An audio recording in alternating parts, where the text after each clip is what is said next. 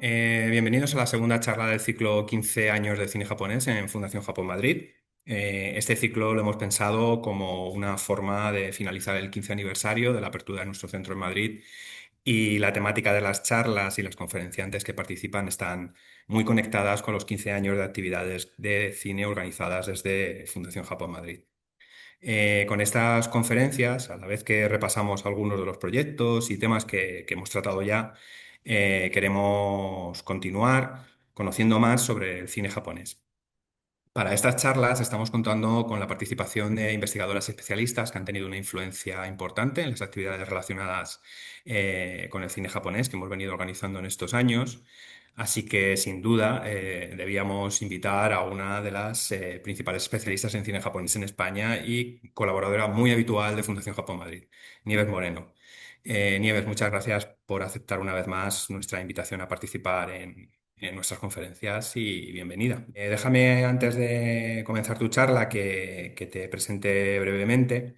Nieves Moreno trabaja actualmente como profesora de arte asiático en la Universidad Complutense de Madrid. Es directora de la revista japonesa, de estudios japoneses Mirai, y miembro del grupo de investigación de arte oriental, ambos de la Universidad Complutense de Madrid, así como miembro del equipo editorial de Secuencias, revista de historia de cine.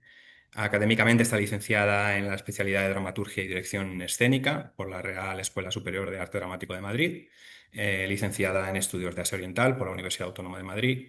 Posee un máster en Historia de Cine y un doctorado en Estudios Asiáticos. Perdón, Estudios Artísticos, Literarios y de la Cultura, que le ha permitido dedicar extensos periodos de investigación en la Universidad de Waseda de Tokio.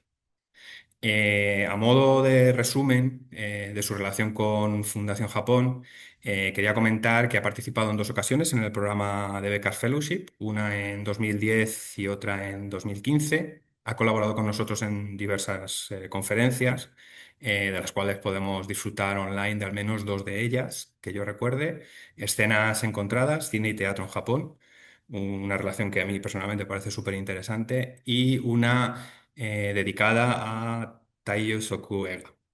Además, y acercándonos ya al tema de su conferencia de hoy, en 2014 nos ayudó a presentar la figura de los Benshi cuando invitamos al prestigioso Katsuben Sakamoto Raiko. eh, en una gira que denominamos o que llamamos Katsuben Narradores del Silencio, y que pasó por A Coruña, por Barcelona y por Madrid, y que fue un absoluto éxito de público.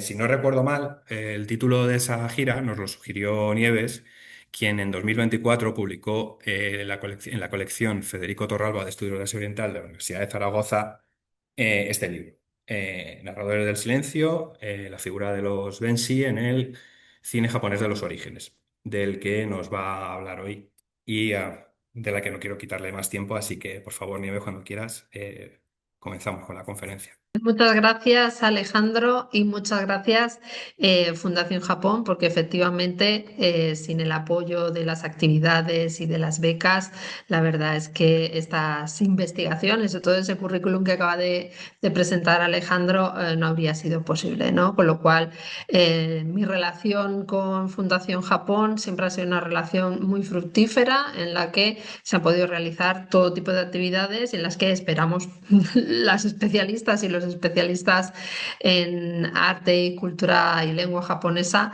pues seguir investigando. Como decía Alejandro, en esta ocasión vengo a hablar un poco de lo que es mi especialidad, que es el cine japonés, una especialidad que he podido ir, como bien ha dicho, compartiendo en diferentes contextos, tanto académicos como no académicos, ¿no? Esa es quizás la parte más importante de las colaboraciones con Fundación Japón, que es llegar a todo el mundo, ¿no? Salir de la academia, que a veces parece un sitio un poco estrecho, y poder ofrecer todo este tipo de información, de actividades y de cultura pues a la población en general, ¿no? Eh, Como decía, mi campo de trabajo principalmente es el cine japonés, y hoy pues vengo a presentaros un poco lo que han sido las principales investigaciones que he podido hacer gracias al apoyo de Fundación Japón, y también pues que han dado como fruto ese libro, que es una investigación que se llevó a cabo en Japón durante un largo tiempo y que viene a rescatar una quizá de las partes menos conocidas del cine japonés, como es el cine de los orígenes, ¿no? Esa etapa mal llamada en ocasiones muda, puesto que realmente no era muda, y hoy vengo a hacer un poco pues una presentación de ese periodo del cine japonés. Voy a compartir pantalla.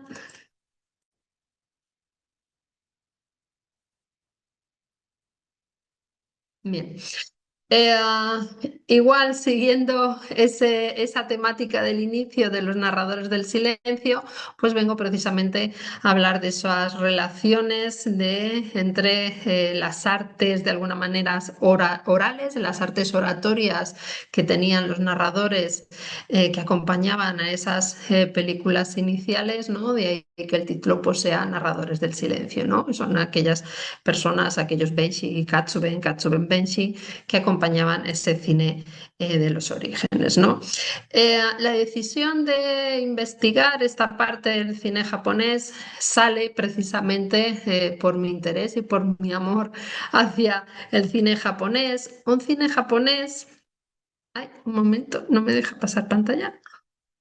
Ahora, un cine japonés que a nivel histórico o a nivel de investigación o a nivel de conocimiento popular o conocimiento en las salas de cine o conocimiento en los propios festivales, parecía o daba la sensación que se iniciaba en la década de los 50, ¿no?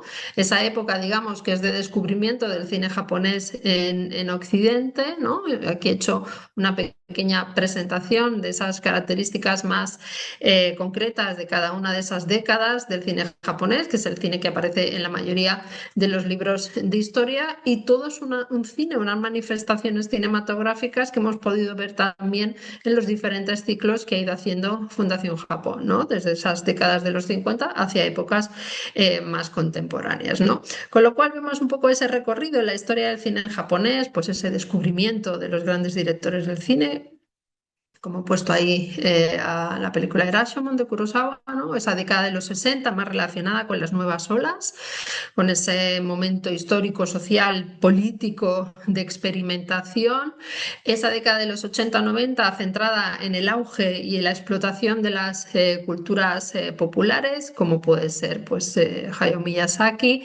Esos inicios del 2000, de la etapa del 2000, donde empezamos a ver esos cineastas emergentes, esos nuevos directores y directoras, como puede ser Naomi Kawase y Koreeda, y ya en la década en la que nos encontramos, ¿no? Donde vemos un poco una mezcla de diferentes temas, unas hibridaciones y un de alguna manera volver a encontrarnos con ese cine japonés menos de nicho y más conocido, como puede ser en los últimos años el auge que ha tenido el director Hamaguchi, ¿no? Con lo cual, básicamente la decisión de esa época del cine japonés, de esa época menos conocida del cine japonés, viene para hacerme la pregunta de qué pasó antes de los años 50, ¿no? Sobre todo en una industria como la cinematográfica japonesa, que ha sido una de las primeras industrias del cine mundial y la que más cine ha ido produciendo a lo largo de las décadas, ¿no? Sobre todo teniendo en cuenta que la historiografía o la cronología del cine japonés es tan antiguo como el de muchas cinematografías de otros países, como pueden ser Alemania, Italia, Estados Unidos. Es decir, el cine japonés se inicia prácticamente a la vez que se promociona, se crea, se difunde el cinematógrafo de los hermanos Lumière o el vitascopio de Edison, ¿no? Con lo cual estamos hablando de que el cine japonés empieza a finales del siglo XIX, ¿no? Como en esta cronología que os he puesto aquí, en el que desde que en 1896 llegan las primeras cámaras cinematográficas, la industria cinematográfica japonesa despega desde ese final del siglo XIX. XIX y se va conformando en una industria en esas primeras 2 décadas del siglo XX, ¿no? En la que vamos a ver todos los avances tecnológicos, como el sonoro, como el color, como la creación de los estudios de una industria, diferentes géneros históricos, contemporáneos, de animación, documental, ¿no? Y que en parte no estaban recogidos en esos libros de historia más conocidos en Occidente y sin embargo era una historia y sigue siendo una historia muy rica por descubrir, la que es la de esas primeras décadas eh, hasta 1950 del cine japonés, ¿no?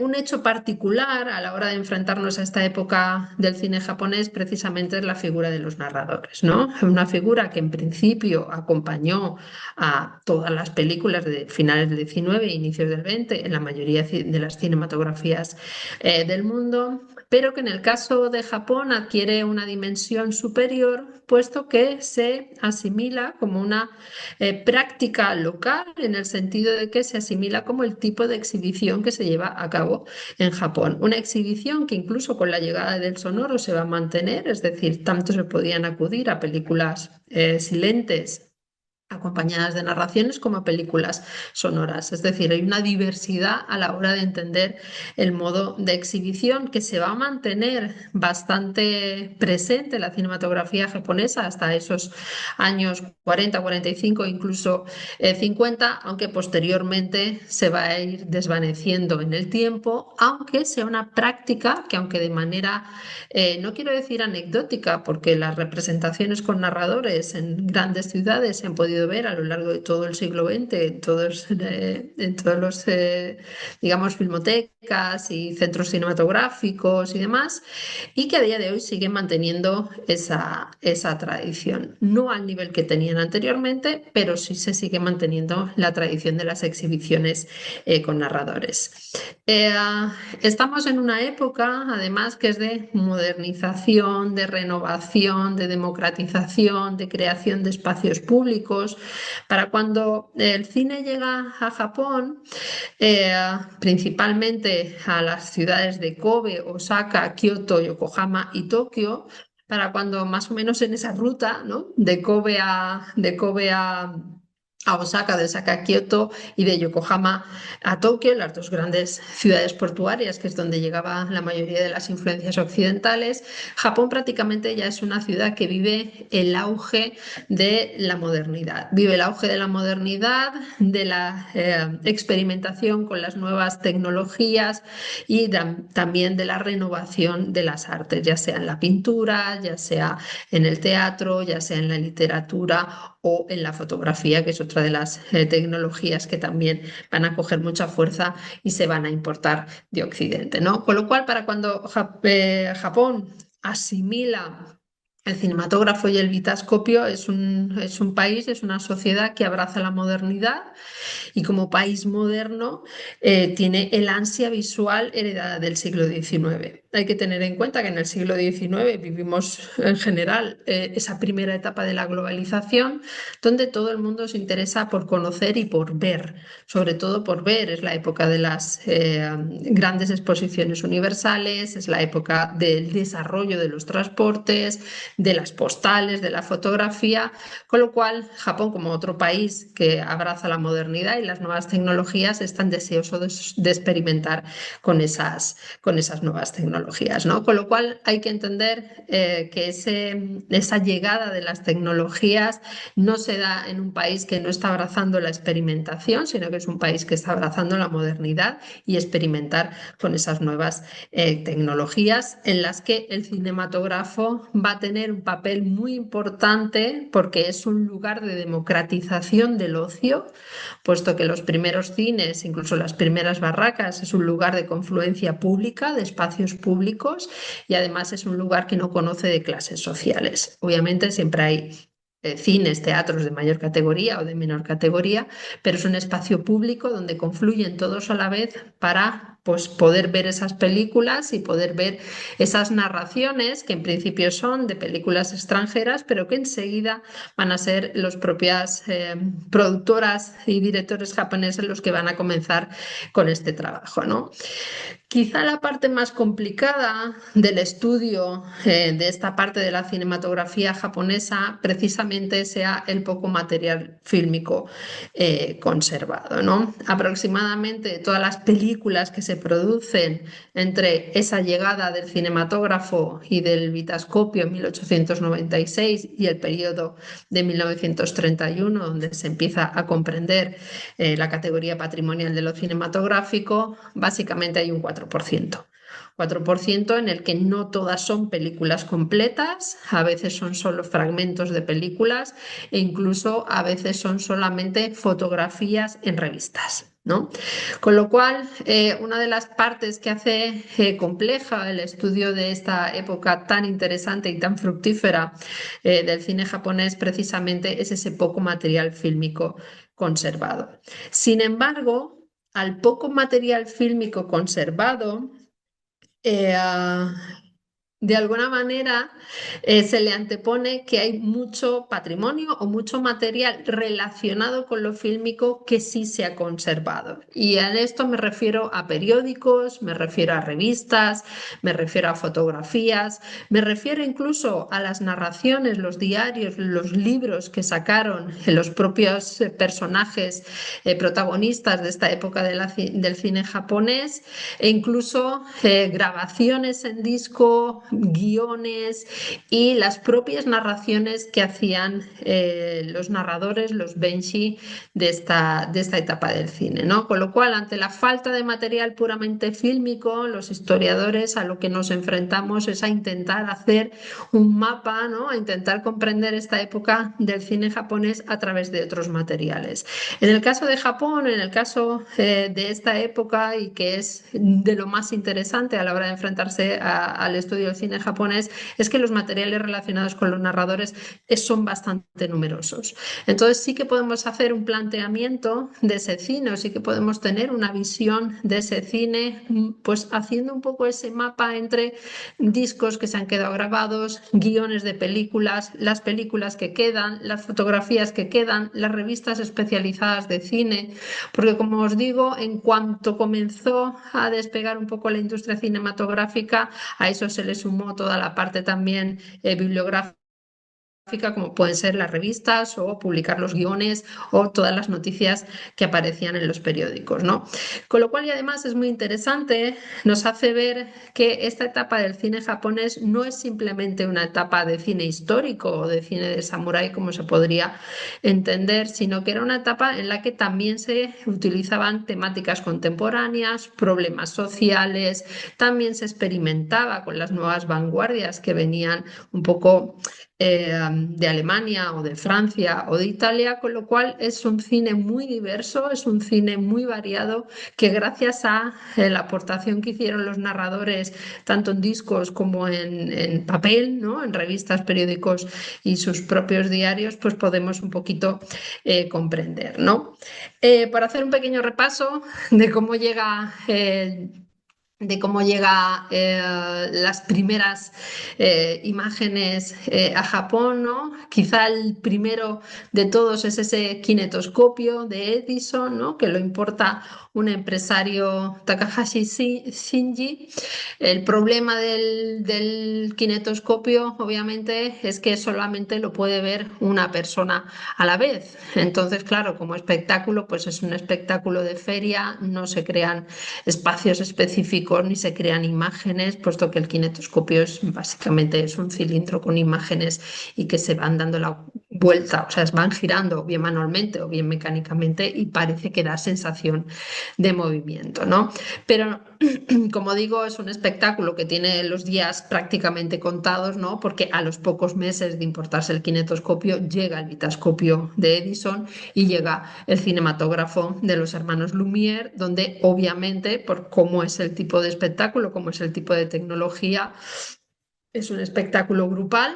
con lo cual ya estamos hablando de que se necesita un espacio en concreto, con unas necesidades técnicas concretas. Al principio funcionaban con gas, pero se podían adaptar electrónicamente y claro, no todos los edificios estaban adaptados electrónicamente, con lo cual ha de hacerse todo un cambio en las maneras y en los modos de exhibición, puesto que en cuanto llegó se convirtió en un espectáculo muy popular, también con entradas a precios populares, con lo cual permitió que se expandiera muy rápidamente por todo Japón, ¿no? Las primeras imágenes que tenemos animadas o cinematográficas de Japón son las que rodaron los propios empleados enviados por la Lumière y enviados por la Edison, que recorrieron todo Japón para tomar imágenes que luego se iban a mostrar en Occidente, ¿no? Aún así, estas imágenes más de tipo de realidades, de más tipo de actualidades, como se llaman en el lenguaje del cine de los orígenes, no tenían ningún tipo de narración, no eran ficción, simplemente pues era colocar la cámara en algún sitio y que la acción de la misma calle o de las mismas personas pues se produjese. Lo interesante es que obviamente estos enviados no iban solos, estos enviados estaban acompañados de los empleados de las compañías importadoras japonesas que les habían comprado o alquilado tanto el cinematógrafo como el vitascopio, con lo cual se fueron formando para ellos mismos poder hacer esas grabaciones y poder hacer esas exhibiciones, puesto que todo lo que se grababa por la Lumière o por Edison, a pesar de que eran películas que iban destinadas al público occidental, pero primero se exhibían en Japón, ¿no? Y eran los propios acompañantes japoneses los que se dedicaban a explicar un poco la nueva tecnología y a explicar un poco cómo funcionaba y a narrar un poco qué era lo que estaba sucediendo, ¿no? Hay que tener en cuenta también que los propios japoneses hasta ese siglo XIX no habían tenido mucha libertad de movimiento, con lo cual el público estaba muy interesado también por ver todas esas escenas, todas esas imágenes de su propio país que en persona no habían podido contemplar, ¿no? Eh, en breve y muy rápidamente las propias importadoras japonesas empezaron a producir sus propias películas, principalmente con Ishii Honten, que es lo que a día de hoy se conoce como Konica Minolta, y la compañía Hiromeya. Son las dos primeras que empiezan a producir estas películas con dos de sus empleados. Este inicio, puesto que las dos eran compañías dedicadas a la importación de tecnología, pero también a marketing y publicidad, muchas de estas primeras películas estaban hechas con fines publicitarios, pues para publicitar un producto, para publicitar un evento deportivo, para publicitar la apertura de un nuevo establecimiento, un restaurante, una tienda, ¿no? Con lo cual se entiende que tampoco hay un gran interés narrativo ni de ficción, pero aún así todas estas anuncios publicitarios de la época venían acompañados obviamente por una persona que estaba explicando cuál era el producto que se estaba ofertando, ¿no? Y además, pues obviamente con el atractivo de estar hechas estas películas rodadas con fines publicitarios con lo último de las nuevas tecnologías, ¿no? Con lo cual vemos un poco similar, especular a lo que estaba ocurriendo en otros países, como el inicio del cine es un inicio de no ficción, es un inicio publicitario, es un inicio de mostrar lo que la tecnología puede hacer, ¿no? Con el paso del tiempo y con el paso del tiempo me refiero a 3 años, no me refiero a mucho más, ¿no? Esos dos empleados van a ver las capacidades narrativas, ficcionales y de ocio que tenía esa nueva tecnología, con lo cual en sus ratos libres empiezan a experimentar con el cinematógrafo y empiezan a rodar diferentes escenas, diferentes películas. Las tres primeras películas son las que os pongo aquí: El robo relámpago, La pareja del templo Dojoji y Momijigari. Momijigari quizás sea una de las más conocidas de esas tres películas, puesto que es la única que nos ha permanecido, es la única que se ha podido salvar, ¿no? Pero como veis, hay un poco de todo, es decir, ese robo relámpago o el pistolero Shimizu Sadakichi, que es un suceso real que ocurrió en Tokio, en el que fue el primer robo a mano armada y que ellos deciden por la espectacularidad de la noticia, ¿no? Pues hacer esta pequeña película un poco para que todo el mundo pues pudiera disfrutar de ese espectáculo, ¿no? Ese espectáculo,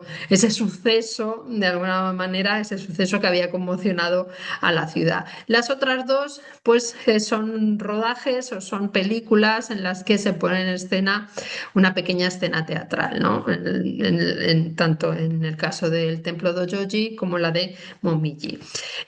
Como decía, Momiji Gari es la única de esas tres películas que se ha sobrevivido al paso del tiempo y que además es una película un poquito especial, está rodada o está interpretada, perdón, por dos de los actores más conocidos del kabuki de la época, aunque ambos la hicieron porque no estaban muy convencidos de esta cuestión.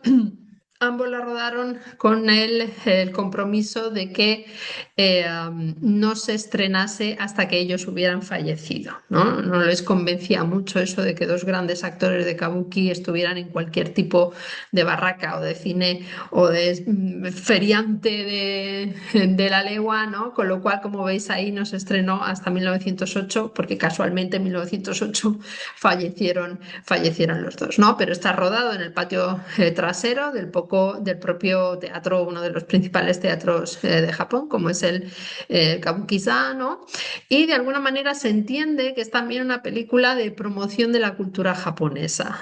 No es tanto, o tal cual la vendieron a los dos actores, no es tanto para ofrecerla como un espectáculo más, sino para que hubiese un registro visual, un registro documental de cuáles eran los dos actores de por aquel entonces más importantes de la época. Hay que entender también que en este proceso de modernización Japón tiene que mostrarse al mundo como un país culto, como un país refinado y parte de estos rodajes que se hicieron o que se empezaron a hacer eran también un poco para poder exportar este tipo de cultura, este tipo de manifestaciones, ¿no?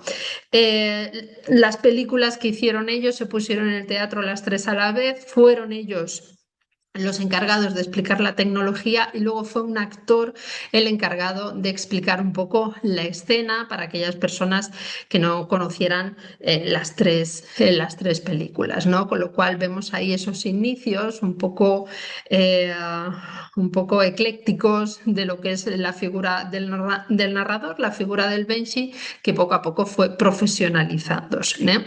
Se fue profesionalizando también porque empezaron a aparecer muchas más productoras que vieron en este negocio de lo cinematográfico una nueva rama de sus especialidades, ¿no? Y quizá una de las más importantes y de las más prolíficas de esta época de inicios del siglo XX fue la empresa Yoshizawa Shoten, que además será una de las primeras en formar ese conglomerado de las primeras productoras más conocidos a día de hoy como los estudios Mikatsu, unos estudios que todavía a día de hoy existen y que producen cine y Yoshizawa fue una de las primeras en crear este conglomerado con otras compañías productoras para intentar no hacerse demasiado la competencia, ¿no? Fueron además de los primeros en enviar corresponsales de guerra, tanto a China como a Corea. Incluso enviaron corresponsales de guerra también a la guerra ruso-japonesa, con lo cual pues es una apuesta fuerte que hicieron por lo cinematográfico desde todos los ámbitos, tanto el de la ficción como el de la no ficción o el periodístico, ¿no? También fueron los primeros que abrieron un cine permanente en todo el país, el conocido como Denki-kan, que es una de las salas exclusivamente dedicada a lo cinematográfico y que se iban nutriendo con la producción tanto de Yoshizawa como de otras compañías y además también se iban nutriendo con lo que importaban de otros países como podría ser el Reino Unido, como podría ser Italia, Alemania, Rusia o el propio Estados Unidos, ¿no? Y además son los primeros también que abren unos estudios, los primeros estudios cinematográficos, ¿no? Con lo cual, al poco de llegar el cinematógrafo a Japón, entendieron la estructura y la capacidad de creación y de industria de lo cinematográfico y son de los que más se comprometieron con esta producción cinematográfica, ¿no?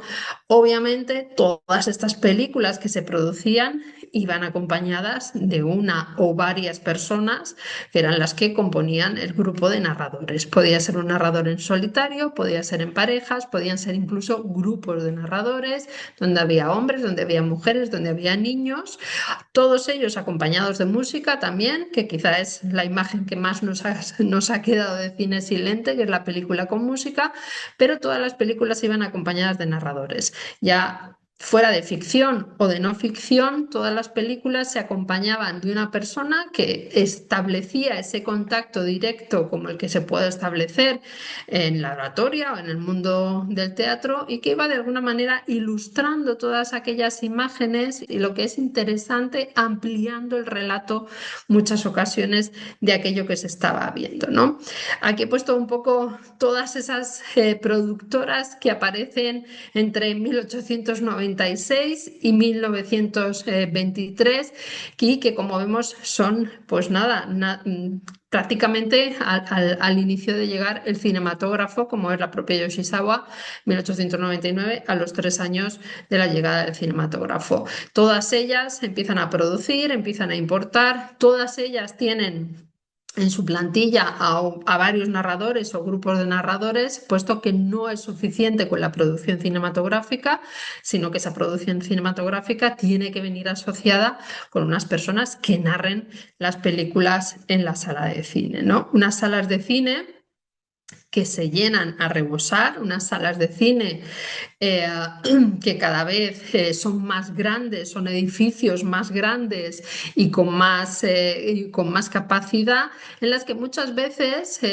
los propios espectadores y espectadoras acudían a sus salas favoritas y a sus películas favoritas, no tanto por la película que se iba a poner, sino por la persona o personas que fueran a narrar la película. Hay que tener en cuenta que en este caso los narradores tenían cierta libertad creativa, ¿no? A la hora de narrar las películas, sobre todo aquellas que eran importadas del extranjero, en el que tenían pues un poco más de flexibilidad a la hora de narrar esas películas y quizá el primer sistema, el Star System que se dice en inglés, ¿no? En Japón precisamente fue en base a los narradores, en base a los benshi, ¿no? Porque muchos espectadores y espectadoras, como se recogen los propios diarios y las propias revistas, acudían a escuchar las películas, es decir, acudían a escuchar a sus narradores favoritos o narradoras favoritas, pues que también era una profesión que ejercían las mujeres, con lo cual incluso podían ver la misma película varias veces, pero narradas por diferentes personas, buscando un poco ese gusto por el narrador o por la narradora, ¿no?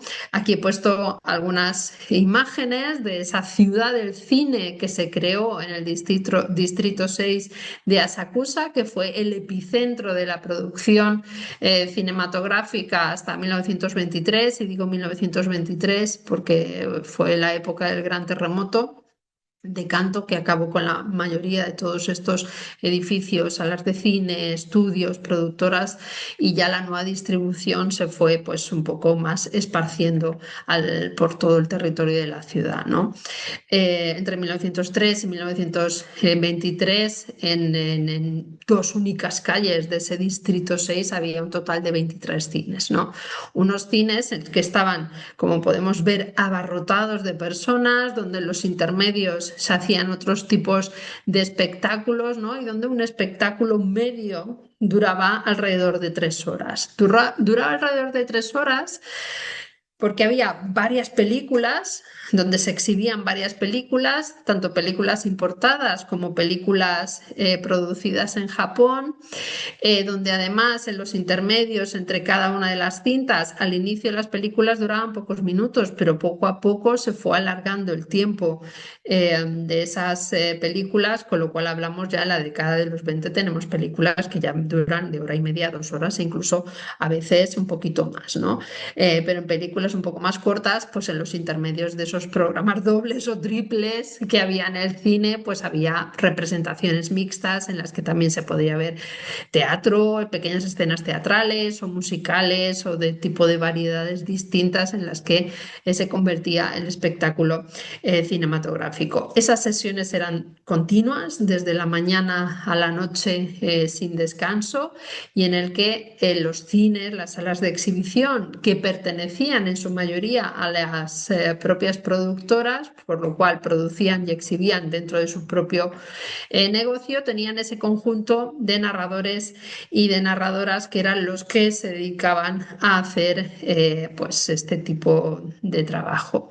En ocasiones leían intertítulos cuando aparecían los intertítulos, explicaban algunas cuestiones históricas o culturales en las películas de importación que no siempre se podía entender por todo el mundo, hacían narraciones emocionales, teatrales, narrativas de las películas que venían sin intertítulos, con lo cual era un trabajo bastante completo. Incluso en ocasiones cantaban las propias canciones, porque aunque sea cine silente, el género del cine musical está ahí.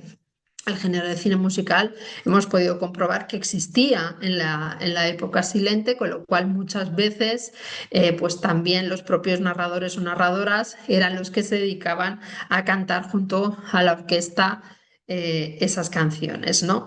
Por lo tanto, vemos que es un tipo de exhibición muy especial, es un tipo de exhibición muy localizada y que, como digo, duró a lo largo de 30, 40 años, ¿no? Y que a día de hoy pues se intenta un poco mantener, se intenta un poco respetar este tipo de performance, este tipo de artes mixtas entre lo cinematográfico y lo narrativo, que tuvo una especial incidencia en Japón, gracias obviamente a la figura de los Katsudo Benshi o de los Benshi o Katsuben, de las diferentes acepciones que podemos encontrar y en las que todas ellas nos remite a un mismo concepto que es el de la narración, ¿no? Una narración en la que empezaron, conforme se fueron profesionalizando, empezaron a especializarse entre cine importado o cine de producción nacional, ¿no? Los de cine importado vestían siempre ropa occidental e incluso algunos de ellos tenían algún conocimiento de idiomas y por lo tanto a veces pronunciaban algunas frases o algunas palabras en inglés, en francés, en italiano, en el idioma en el que viniera la película. Y luego por otro lado teníamos también a los narradores especializados en el cine de producción japonesa que normalmente a veces solían ir vestidos también con traje típico japonés, ¿no? Un poco para hacer esa diferencia. En un mismo programa podía haber tanto películas importadas como películas de producción nacional, con lo cual los benshi se iban turnando en función de la película. Eso, los grandes cines de las grandes ciudades, en los cines más regionales, pues tenían uno, dos, tres o un pequeño grupo de narradores que tenía que hacerlo todo, ¿no? Estas imágenes que traigo son de revistas donde podemos ver un poco el estilo, la ropa, las poses, ¿no? Es decir, no simplemente eran gente a la sombra que acompañaba misteriosamente una narración, sino que era todo una puesta en escena, era toda una figura iluminada, era una figura que se la escuchaba bien porque era la intermediación entre lo que ocurría en la pantalla y lo que ocurría en la sala, en el patio de butacas, ¿no? Eh, Estos son algunos de los primeros narradores de los que ya tenemos constancia desde ese 1896 hasta 1897, donde aparecen esos grandes iniciadores de esta profesión, que algunos fueron abandonando, algunos fueron modificando. Quizá el más importante de todos de esta época sea Komada Koyo y sea el más importante por dos razones. Una, porque empieza trabajando como un empleado en una agencia de publicidad al que le encargan promover la venta o el alquiler del aparato cinematográfico y cómo se empieza a vincular con él mismo, ¿no? Y segundo, porque es una de las personas que va a llevar el cinematógrafo por todo Japón. Creará una compañía itinerante en la que él es el director de esa compañía itinerante y el narrador principal de esa compañía itinerante. Están guardados todos sus diarios y publicados todos sus diarios de todos los viajes que hizo por todo Japón entre 1897 y 1920, con lo cual tenemos ahí un material maravilloso para comprender la cinematografía de la época en la que gracias a él y, y, um, y a su manera de entender lo cinematográfico como una herramienta popular, herramienta didáctica también para llevar el conocimiento y el entretenimiento a todo ese Japón que no podía estar cerca de las grandes ciudades, ¿no? Con lo cual quizás sea una de las figuras más importantes en esa foto, en esa pose, ¿no? Que era el que decía que más lo conocía todo entre el cielo y la tierra, con lo cual, pues bueno, le debemos un poco la conformación de la profesión en sus inicios y sobre todo de difundir el cinematógrafo por todo Japón, ¿no? Conforme fueron pasando los años, pues fue aumentando la profesión, fue una profesión muy solicitada y fue una profesión que muchas personas se veían atraídas, incluso muchas mujeres a nivel laboral se veían atraídas por esta profesión, que cuando el sonoro pues fue haciendo cada vez un poco, arrinconando un poquito más la profesión de narradores, pues fueron dedicándose a otras tareas como podría ser la dirección, la escritura de guiones, como podían ser cantantes, actores, actrices e incluso locutores de radio, ¿no? Uno de los más conocidos de esta época ya de casi finales es Tokugawa Muse, que es también una fuente básica para conocer la profesión de los narradores, puesto que también redactó todos sus diarios, una colección casi enciclopédica de lo que es su experiencia con el cinematógrafo, ¿no? O el propio hermano de Akira Kurosawa, Heigo Kurosawa, que también fue no solamente Benshi, sino uno de los líderes de la segunda gran huelga de narradores que se hizo en la industria japonesa, puesto que, pues como os podéis imaginar, el cine nunca cierra, pero es que el cine no cierra ni siquiera a día de hoy más que por las noches, ¿no? Con lo cual, pues eran jornadas laborales extensísimas, mucho desgaste, poco descanso, poco, a veces poco dinero, dependiendo del cine que te tocara, ¿no? Con lo cual fue también un líder sindical, ¿no? Con lo cual la historia del cine de esta época a través de los narradores nos enseña no solamente a conocer el cine de esta época, sino también a conocer la sociedad y la cultura de esa época, ¿no? Aquí podemos ver un poco ese, perdón, ese crecimiento exponencial en cuanto se implantó el sistema de licencias para tener controlada un poco la profesión, como todas las artes del espectáculo necesitaban tener una licencia, y vemos un poco que en el rango de entre 1900 y 1917 narradores con licencia acreditados como tal eran más de 2.600. A eso hay que sumarle todos los narradores que no tenían licencia, que también eran unos cuantos, ¿no? O ese 1927, donde ya tenemos instaurada prácticamente la tecnología del sonoro, donde estamos hablando de 6.000 narradores. Entre 1919 a día de hoy, 2019, perdón, y a día de hoy, pues con acreditados y con licencia tenemos cuatro. Eh, Sé que hay más, sobre todo aficionados, ¿no? Pero podemos ver que era una profesión altamente demandada. Estamos en 1927, tendría que ser la curva a la inversa, pero vemos que incluso conforme va avanzando la tecnología de sonora, pues el número de narradores también va avanzando, ¿no? Unos narradores que, como he dicho anteriormente, protagonizaban la mayoría de los artículos en las revistas especializadas en el que ellos hablaban de sus propias propias creaciones, hablaban de su propia formación. He puesto aquí dos ejemplos, tanto uno de vestimenta occidental como otro de vestimenta tradicional, en el que pues, nos cuentan un poco cómo es su jornada laboral, cuáles son las películas que más les han gustado. Incluso en la mayoría de estas revistas hay fragmentos de sus propias narraciones e imágenes de películas que han narrado o de futuras películas que van a narrar, porque eso el público quería saber, sus narradores y narradoras favoritas, ¿no? Cuáles eran las películas que iban a narrar y en qué cine las iban a narrar, ¿no? Con lo cual estamos hablando de que los inicios de esta industria cinematográfica, el papel popular más importante no lo tenían los actores, no lo tenían las actrices o los directores y directoras, sino que lo tenían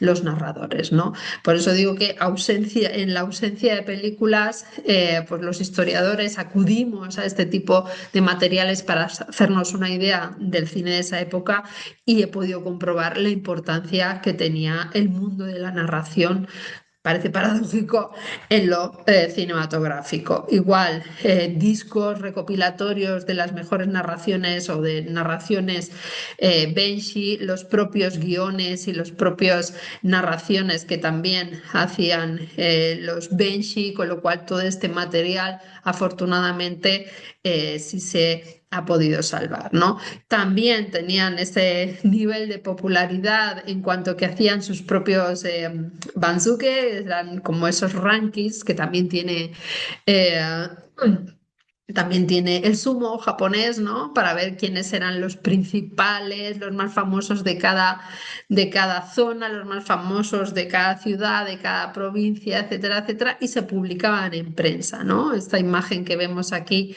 a la derecha es una imagen por prefectura y por ciudad de los Fenshis que habían sido los más famosos de todos, ¿no? Si contamos, son muchos más de los que están, obviamente, con licencia, como he dicho anteriormente, ¿no? Con lo cual podemos decir que esos números son simplemente los acreditados legalmente, pero que son muchísimos más, ¿no? Con lo cual esto era una información importante y esto era una información que se daba en la prensa, incluso en la imagen de la izquierda, ¿no? Donde tenemos ese retrato de los mejores Benshi, de los mejores narradores del país en la época de la fotografía, y también son imágenes que encontramos en prensa e incluso en la prensa especializada, puesto que reflejan pues el valor que tenían los narradores en la industria cinematográfica, ¿no? Son pocas las fotos que tenemos de una sala de cine en la que haya un narrador, son más los dibujos que tenemos en prensa especializada y en prensa diaria de los narradores o de los grupos de narradores. Pero en esta imagen que he puesto aquí de la sala, una de las primeras salas de Nikatsu, que a día de hoy es la sede de la Filmoteca de Japón, ¿no? Está esta foto en la que podemos ver pues ya la típica sala ya con butacas en vez de con bancos como era originalmente, con la pantalla, y a la izquierda en la sombra, no se dibuja muy bien, pero aquí a la izquierda en la sombra, que era donde habitualmente se colocaban los narradores, la figura del narrador haciendo una explicación previa de qué es lo que iban a ver, qué actores iban a salir, quién había hecho la película, un poco un resumen de la película, ¿no? Esa narración previa, a día de hoy tenemos los trailers, pues esa narración previa nos la daban los Benshi, pues informándonos de futuras películas o de las películas que iban a ir en el siguiente pase o las películas que iban a conformar ese pase, ¿no?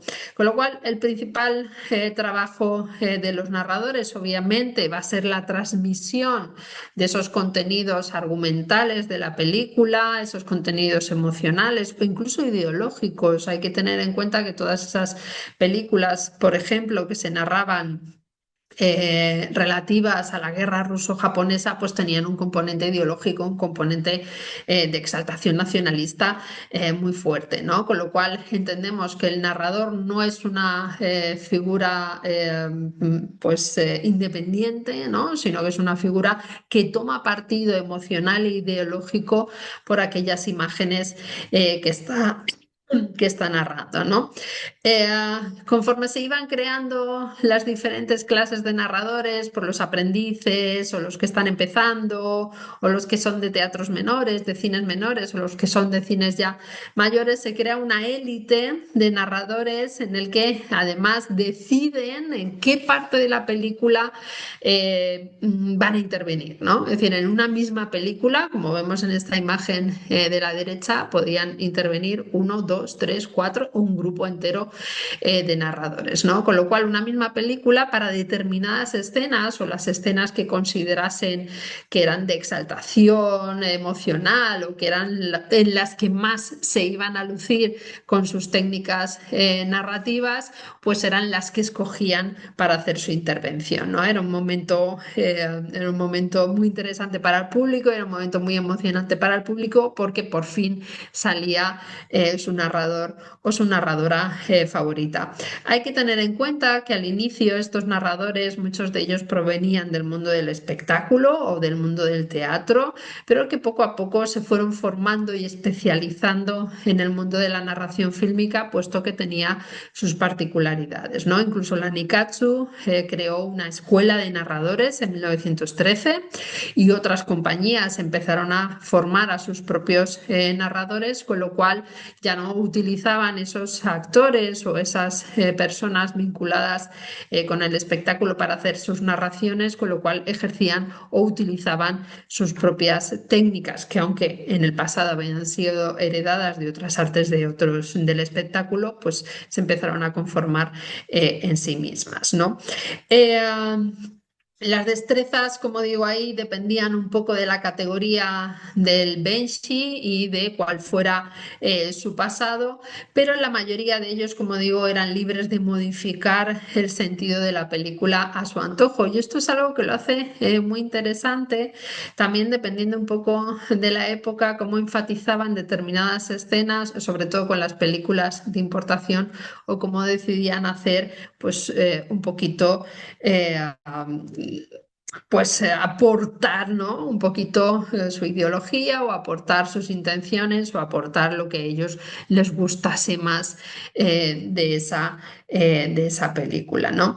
Eh, Como digo, esto llamó la atención también de los gobiernos locales y del gobierno central en determinadas situaciones de confrontación política, con lo cual de ahí la razón de que se crease ese sistema de licencias, pues para tener un poquito controlado lo que ocurría dentro de las salas de cine o de lo que ocurría dentro de los teatros, porque en épocas de crisis siempre el control de la cultura, pues es una parte importante de esos momentos de crisis, ¿no? Eh, con lo cual, pues poco a poco también ese sistema de control hizo pues que unido obviamente al nacimiento de la industria o de la tecnología sonora, hizo que de alguna manera fueran poco a poco desapareciendo o reconvirtiéndose. No tanto desaparecer, sino reconvertirse dentro de la misma industria cinematográfica.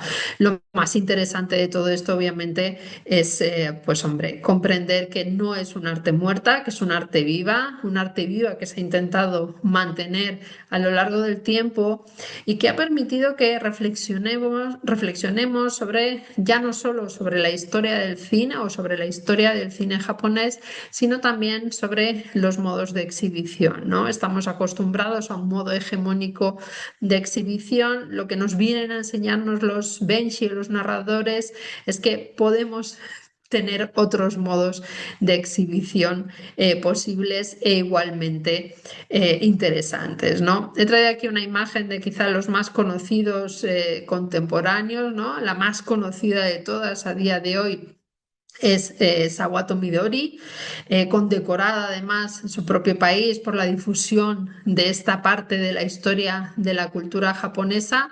Sakamoto Raiko, que es discípulo de Sawato Midori, que como vemos los dos usan el chaqué, usan el traje occidental.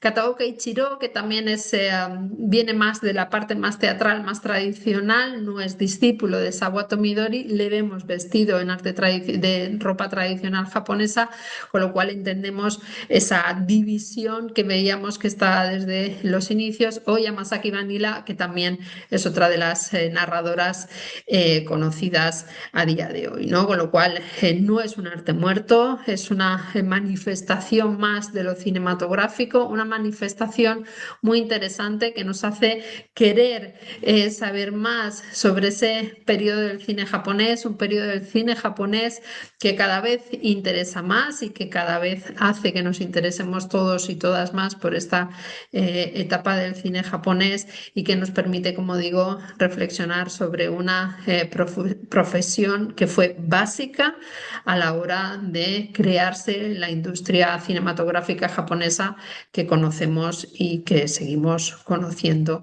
y disfrutando. Y nada más, muchas gracias a todo el mundo. Muchas gracias, Nieves. Muy interesante la conferencia y la verdad es que viendo ahora la foto de Sakamoto-san, me acuerdo pues, de cuando le invitamos aquí en 2014. em, y la verdad es que desde entonces no nos han parado de repetir que cuando vamos a volver a poder disfrutar en directo de un Bensi profesional, de uno de estos cuatro, qué pena que solo sean cuatro, pero de estos cuatro muy famosos. Y la verdad es que estaba pensando que ojalá sea muy pronto y que tengamos esta oportunidad de nuevo en España, en algunas de las ciudades que quizá repita en alguna de las ciudades que ya estuvo o que visite nuevas ciudades y el público pueda disfrutarlo. Creo que es una figura que genera mucha curiosidad y que después de escucharte, pues creo que tenemos más clara la importancia fundamental para entender la evolución del cine japonés o el papel que tuvo en la evolución del cine japonés. Y nada, pues de nuevo muchas gracias por mostrarnos, ¿no? La importancia de esta figura y por hacernos este recorrido por el cine japonés de los orígenes. Y ahora para terminar, pues me gustaría hacerte unas preguntas, conocer tu opinión acerca de esta relación que es, digamos, el motivo de la serie de conferencias, de esta relación que existe entre bueno, el paso del tiempo, los 15 años que han pasado desde la apertura de nuestro centro y cómo ha podido evolucionar la recepción del cine japonés en España. Y bueno, la primera pregunta que me gustaría hacer es exactamente esa. ¿Cómo piensas que ha ido evolucionando la recepción del cine japonés en España en estos 15 años? Pues yo creo que ha habido un desequilibrio entre la oferta y la demanda, en el sentido de que la demanda siempre ha sido muy alta, ¿no? Sobre otras cinematografías y en específica sobre la cinematografía japonesa, ¿no? Principalmente esa demanda empieza pues un poco también con la apertura, en nuestra apertura del país a otras culturas, ¿no? O puede ser pues toda la explosión de las culturas populares en los 80 o 90, ¿no? Y así ha ido en alza desde esas finales décadas del siglo XX, inicios del XXI, donde la demanda es alta y la oferta no siempre se ha correspondido con esa demanda, ¿no? Es cierto que la parte de la cultura más popular pues, de las películas de animación o las películas de terror, ¿no? Que también tuvieron su auge a finales de los años 90, el J-horror, ¿no? Mm. Eh, pues hicieron también un poco pues ese gusto por el cine más popular, ¿no? Eh, de alguna manera esa demanda en las salas comerciales no se ha visto del todo pues eficiente, ¿no? De ahí que el trabajo de festivales o también el trabajo que ha hecho Fundación Japón en los últimos 15 años haya sido básico para completar un poco esa falta que ha habido en las salas comerciales. Comerciales. Y cuando hablo de las salas comerciales, claro, hay que tener en cuenta lo que son los centros más importantes cinematográficos en el país, que es Madrid, Madrid y Barcelona, ¿no? Si sales de Madrid y Barcelona, que digamos que tiene algún cine de autor o que siempre programa alguna película que pueda ser un poco más de nacionalidades, pues menos representadas en la pantalla, como puede ser Japón, claro, si te sales de Madrid y Barcelona, es que tienes cero. ¿no? Entonces yo creo que la demanda y el Mm, interés por la cultura, por el cine japonés es fuerte, es potente, no se ha debilitado con los años. Muestra de ello además son las últimas, como aparecía en mi presentación, ¿no? Todos esos últimos directores y directoras que van ganando premios en festivales y demás y que van consiguiendo visibilidad y que es gracias a pues, promociones como las que hace Fundación Japón o los festivales de cine donde podemos ver esas otras manifestaciones cinematográficas, toda esa riqueza de la industria cinematográfica japonesa. Cuando decía que ha sido una de las grandes industrias del mundo, lo decía de verdad, en el sentido que hasta finales de los 80-90, que viene superado ya por India, por Bollywood, ¿no? mm, Que es otra industria potente en Asia, Japón ha sido el país que más películas ha producido en el mundo. mm. ¿No? A día de hoy sigue siendo un país que está dentro de los 5 países Sí. productores de cine del mundo, donde ninguno de esos 5 primeros países es occidental.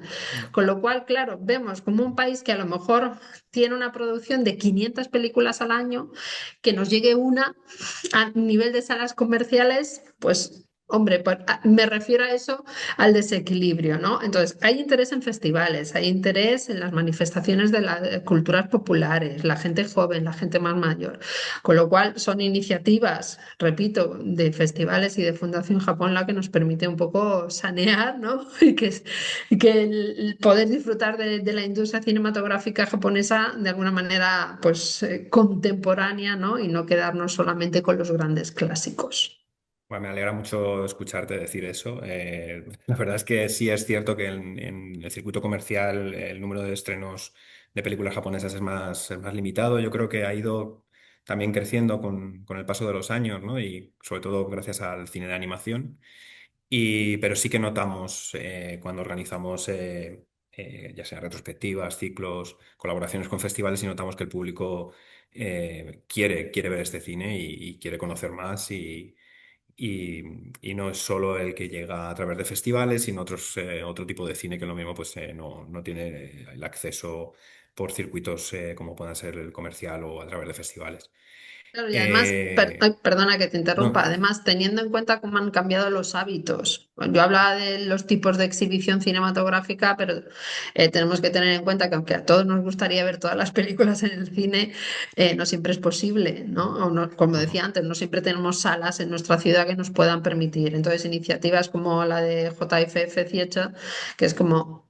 Es que ujú, si no, no tienes otra manera de ver ese tipo de películas exactamente. contemporáneas y porque también mucha gente joven ni se plantea muchas veces ir al cine, ¿no? Se las ve en su Exacto. casa, en su ordenador o en la televisión de su casa.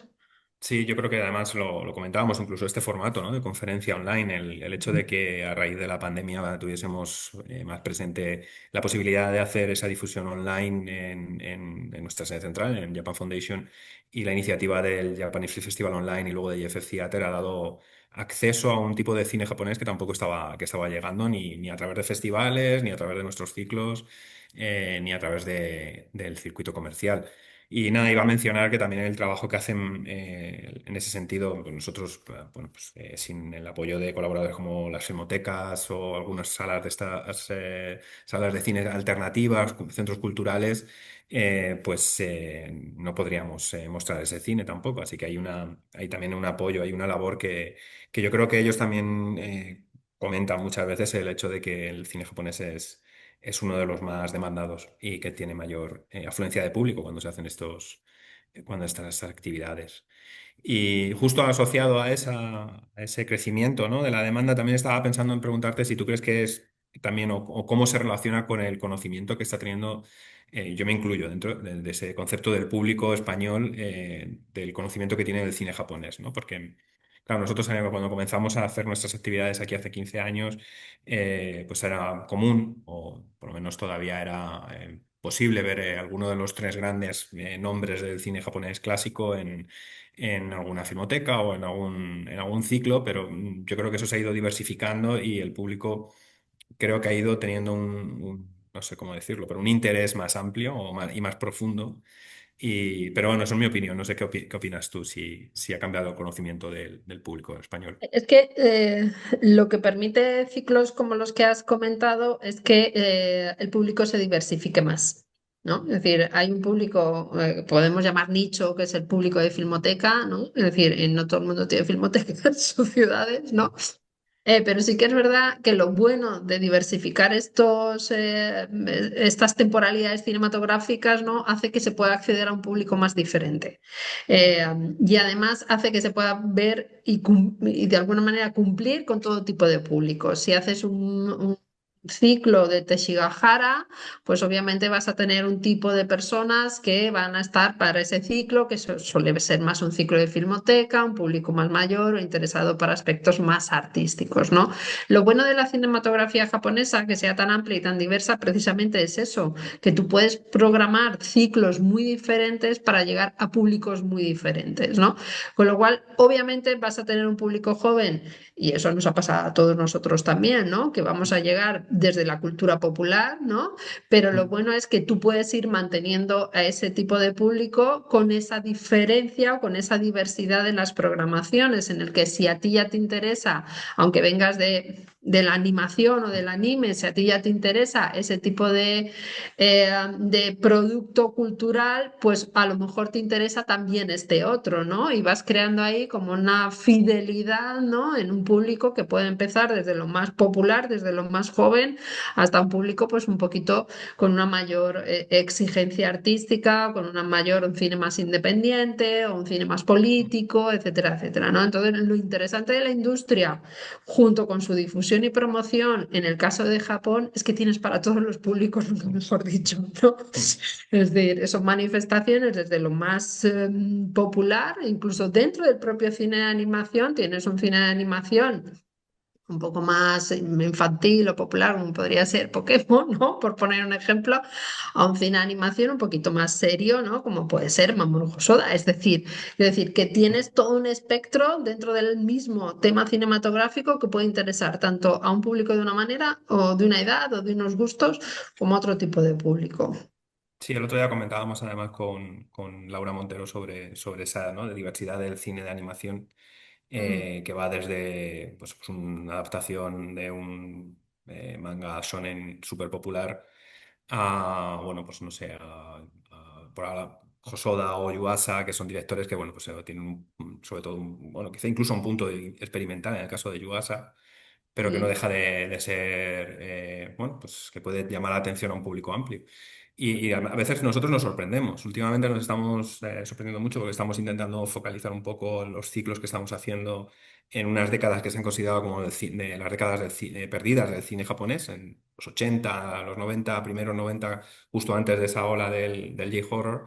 Y nos sorprende que el público más joven le interesa este periodo de tiempo y este tipo de cine. No sé, como una especie de nostalgia de los 80 que no Nostalgia han no vivida, vivido, además, de no nostalgia no vivido, ¿no? vivida. Que es súper curioso, ¿no? A veces te sorprende, ¿no? Que tú programas pensando en unas audiencias determinadas y luego esa diversidad también atrae a públicos que tú no esperas y que se combinan y genera diálogos muy, muy, muy interesantes, la verdad. Para terminar, ya no te quiero robar más tiempo. Pues la pregunta del millón es ¿qué crees que falta por hacer? ¿Qué crees? No sé si es una lista de deseos o es más... Más allá de que vuelvan los Benji, ¿no? A España. Es más allá que... Más allá de que vuelvan todos, además, bueno, he Todos, de los decir que cuatro. esos cuatro, más allá de que sean los más famosos, son los cuatro que he dicho que tienen licencia, ¿vale? Vale. O sea, sin licencia a lo mejor todavía estoy segura y lo sé, hay alguno más.